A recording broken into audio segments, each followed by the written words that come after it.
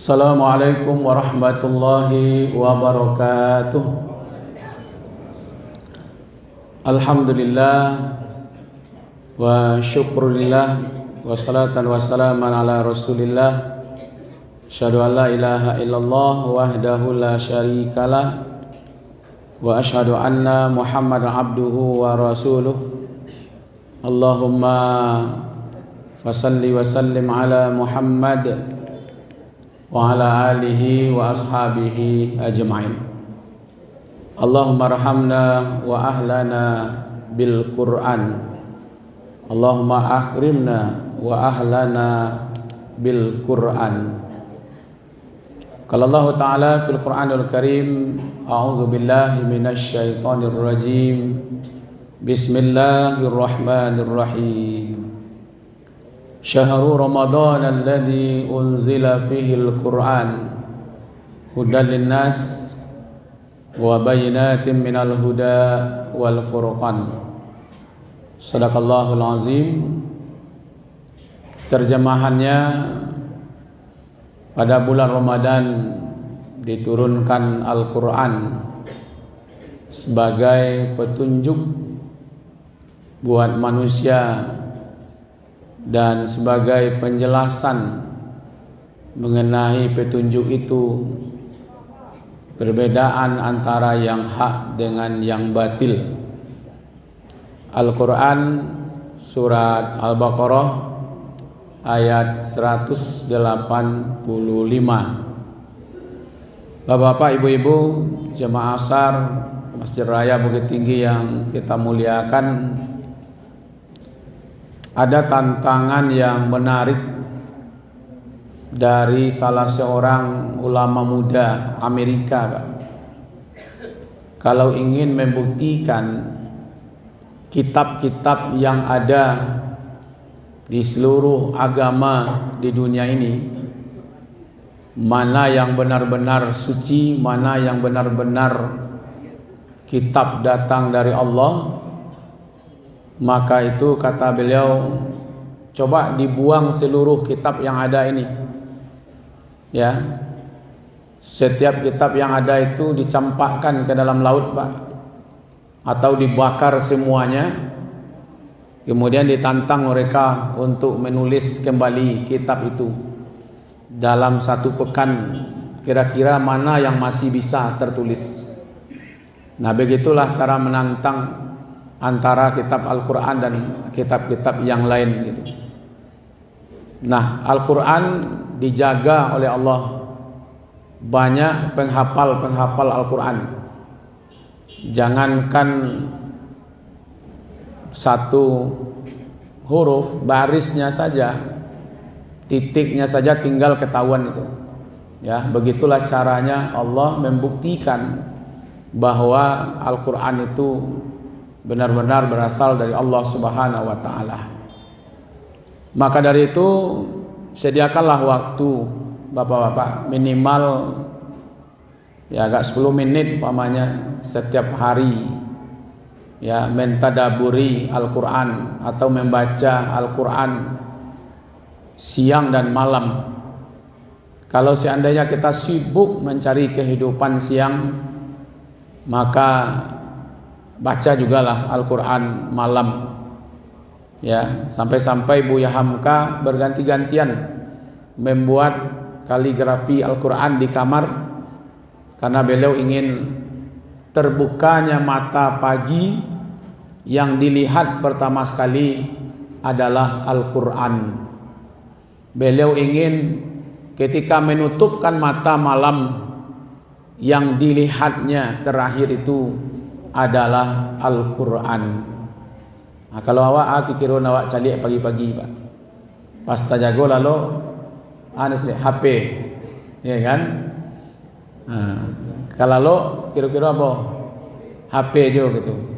Saya khawatir jangan-jangan nanti kita mati dalam keadaan memegang HP, ya kan? Atau HP kan akan membunuh, Pak, ya kan? Maka itu Al-Quran bacaan yang mulia, kitab yang mulia. Ya, Jazirah Arab itu dulu jahiliyah. Setelah berkenalan dengan Al-Quran, maka jadilah dia negara yang diberkahi hari ini, Bapak Ibu yang dimuliakan. Buku panduan sebenarnya buat kita dalam kehidupan. Jangan pilih yang lain, Pak. Samalah dengan mobil, kalau mobil buatan Jepang, panduannya memang dari Jepang. Kalau mobil buatan Amerika, lalu Bapak pakai panduan dari Jepang, ya kan, hancurlah, Pak. Ya kan? Kita berasal dari Allah. Allah yang menciptakan kita. Ya, lalu Allah juga yang menurunkan panduan supaya kita selamat dunia dan akhirat gitu. Ada yang bertanya, Ramadan itu mulia karena bulan Ramadannya atau karena di dalam Ramadan itu diturunkan Al-Quran? Ya kan? Yang paling pas itu memang karena Al-Quran diturunkan pada bulan Ramadan, maka Ramadan itu menjadi bulan yang mulia. Ya kan? Karena malam qadarnya yang mulia atau pada malam qadar itu diturunkan Al-Quran. Inna anzalnahu fi lailatul qadr. Sungguh kami turunkan Al-Quran sekaligus, yaitu pada malam qadar. Ya kan? Jadi karena kemuliaan Al-Quran, maka malam itu menjadi mulia. Karena kemuliaan Al-Quran, Ramadan menjadi mulia. Kalaulah seandainya kita isi diri kita dengan Al-Quran, maka insya Allah kita bagian dari yang dimuliakan oleh Allah Subhanahu wa Ta'ala. Kapan orang tertarik untuk belajar Al-Quran, membaca Al-Quran? Pertama, kalau dia mencari pahala yang besar, Pak. Karena setiap huruf dibalasi 10 kebaikan, ya kan? Di waktu Bapak Ibu membaca basmalah, Bismillahirrahmanirrahim, itu 19 hurufnya, Pak. Satu huruf ada 10 kebaikan, berarti 190 kebaikan. Nah, kalau tidak bisa baca Al-Quran, baca Bismillah berulang-ulang, Pak, ya kan, supaya kembali mendapatkan pahala yang besar itu. Yang kedua, kalau Bapak ingin cari ilmu, karena ilmu semenjak Nabi Adam sampai kepada Nabi Muhammad itu sudah dirangkum berada di dalam Al-Quran, ya kan. Maka itu datanya benar, Pak. Informasi dari Al-Quran itu jelas, tidak hoak, Pak. Awak kadang-kadang berita hoak saja, amoyo bolong-ulang menonton, ya kan. Ala sekian kali awak baru tahu, oh itu hoak kiranya gitu, ya kan. Habis wak katuan itu konsentrasi awak, ternyata berita yang kita baca adalah berita yang tidak benar gitu. Coba bayangkan Bapak Ibu-ibu, Ar-Rahman 'allamal Qur'an, khalaqal insan, 'allamahul bayan, asy-syamsu wal qamaru bihusban. Coba lihat urutannya, Pak. Ar-Rahman, Ar-Rahman itu Allah. Setelah Ar-Rahman Allah katakan 'allamal Qur'an. Allah yang mengajarkan Al-Qur'an. Jadi setelah Allah langsung ada Al-Quran. Baru bicara tentang khalaqal insan. Jadi ciptaan kita ini tidak ada apa-apanya, Pak, ya kan. Maka setelah Allah ada Al-Quran. Allamal Quran.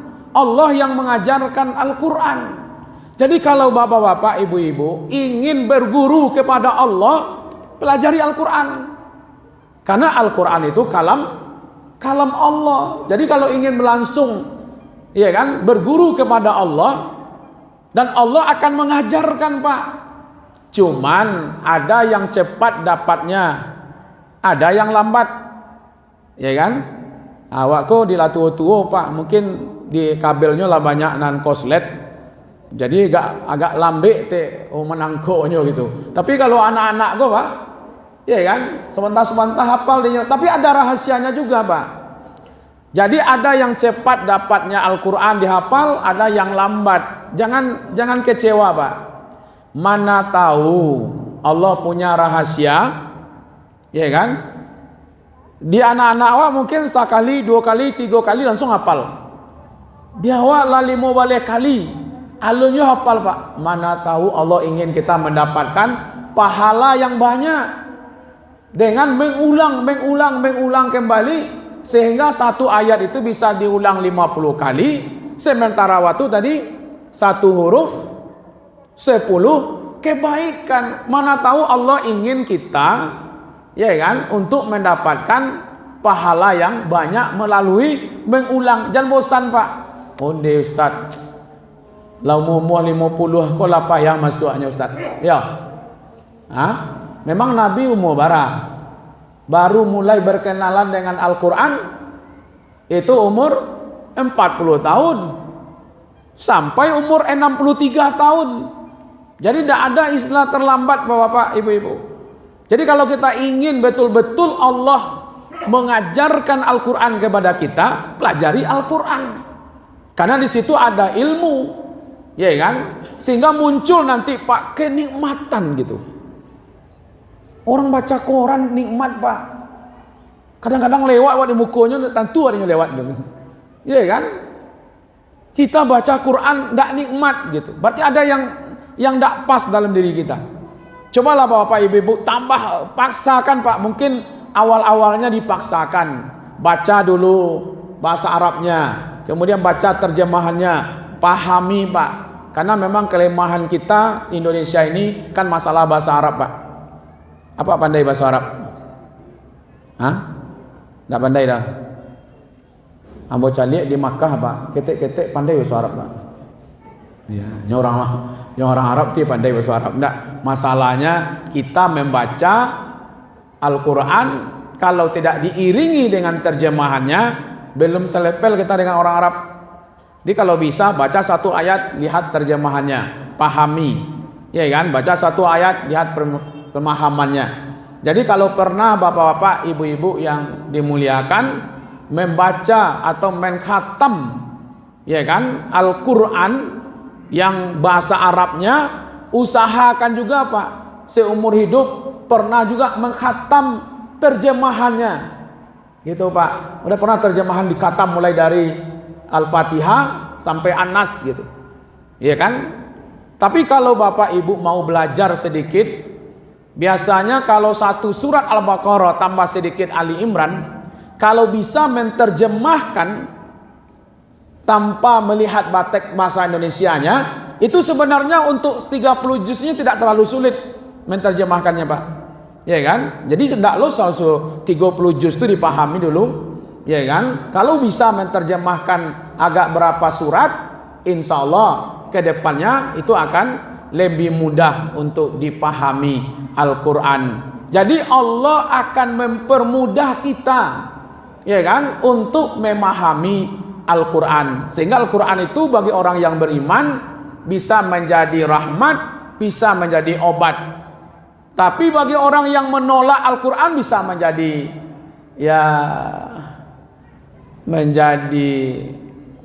kesesatan bagi mereka. Ya, wa nunazzilu minal Qur'ani ma huwa syifaa'u wa rahmatul lil mu'minin wa la yazidu zalimina illa khasara. Allah turunkan Al-Quran sebagai syifa dan rahmat, sebagai obat Pak. Ya, cobalah bapak-bapak, ibu-ibu, kalau yang enggak tenang jiwanya, bacalah Al-Quran, dalami Al-Quran, itu akan muncul ketenangan batin di situ. Karena memang Al-Quran itu adalah syifa, ya kan, penyakit yang ada dan menjadi rahmat bagi kita. Maka itu jangan jauh-jauh dari Al-Quran Pak. Terakhir ingin saya cerita sedikit Bapak Ibu. Ada jemaah saya meninggal di Padang Pak. Seorang ibu, di waktu saya melayat, saya tengok wajahnya bersih, tersenyum, kayak orang tidur saja Pak. Lalu saya tanya kepada suami beliau, karena ke ibu itu tidak bisa nanya oleh kan, ya kan? Ke suami tanyaan, Pak, apa rahasia, apa amalan ibu ini yang istimewa? Kata suaminya, biasa saja ya Ustaz. Kan yang paling tahu dengan amalan istri kan suami, Pak. Yang paling tahu dengan amalan suami istri, ya kan? Diurutlah oleh bapak ini. Ya biasalah Ustaz, pergi sholat berjamaah ke masjid, kami sama-sama. Kadang-kadang duha, kadang-kadang tahajud, kadang-kadang zikir. Rasanya tidak ada yang istimewa, biasa-biasa saja. Cuman ada satu mungkin Ustaz, kata beliau. Ibu ini kalau ke masjid maghrib, nanti pulangnya isya, lalu baca Quran sama teman-temannya. Ya, yang kurang paham ditunjukkan. Nah, itu mungkin satu. Tapi ada yang lebih, kata beliau. Itu dalam tas tenteng itu, kalau beliau pergi kemanapun, itu dalam tasnya itu ada Al-Quran. Asal ada saja waktu senggang sedikit, umpamanya nunggu bus. Kalau di Padang ada Trans Padang itu Pak, sambil menunggu bus kau datang, beliau langsung itu dicari alunan Pak lain, langsung buka, ya kan? Jadi dalam keseharian itu yang tidak pernah berpisah dengan beliau kecuali ketika ke toilet adalah Al-Quran. Ini amalan yang istimewa sehingga di waktu meninggal wajahnya berseri, wajahnya tersenyum Pak. Kan ada orang yang seperti itu. Maka itu asik-asiklah dengan Al-Quran. Insya Allah kita akan mati bersama Al-Quran. Matan nasu bima ta'isubi. Manusia itu akan mati tergantung apa yang dia asik-asik. Nah, salah satu bapak-bapak asik-asiklah. Saya kemarin di Padang mengunjungi jemaah seluruh hampir 100 tokoh yang ada di Padang Pak. Ya kan? Ternyata banyak jemaah kita yang asik-asik membaca Al-Quran di tokohnya, ya kan? Ikulah barajus kok Pak, coba. Baru 8 balik baru Ustaz. Alhamdulillah Ustaz, orang langang, jadi ada kesempatan baca Quran, ya kan? Kalau saya rami Bapak, anda sempat baca Quran deh Ustaz. Mungkin gara-gara itu Bapak, Allah langangkan kau coba kan, supaya Bapak mau baca Al-Quran. Jadi asal ada kesempatan Pak, bacalah Al-Quran, pahami Al-Quran. Mudah-mudahan kemuliaan Al-Quran membawa kemuliaan kepada kita semua. Amin ya rabbal alamin. Terima kasih atas perhatiannya.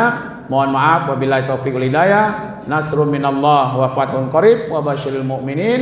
Wassalamualaikum warahmatullahi wabarakatuh.